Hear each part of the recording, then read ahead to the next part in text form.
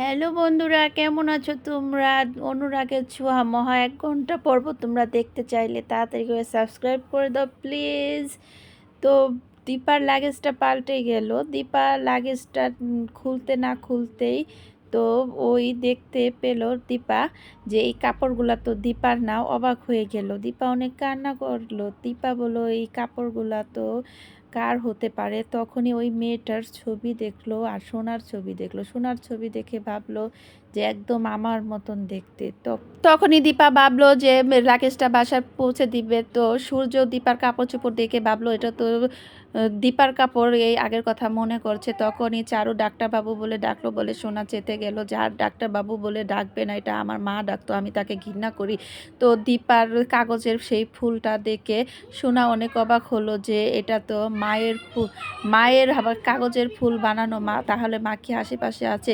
এদিক দিয়ে দীপা সেই লাগেজটা ফেরত দিতে এসে অপমান হয়ে গেল চারুর কাছে। তখনই সোনা মায়ের অপমান সহ্য করতে না পেরে চারুকে অপমান করলো। আর এতে এতে চারু খুব রেগে গেল। তখনই দীপা আর সূর্যর মিল কি এরকমভাবে হবে তা দেখতে চাইলে পরিচালক সামনে আমাদের জন্য কি নতুন ধামাকা রাখছে। তো একটা সাবস্ক্রাইব করে দাও প্লিজ।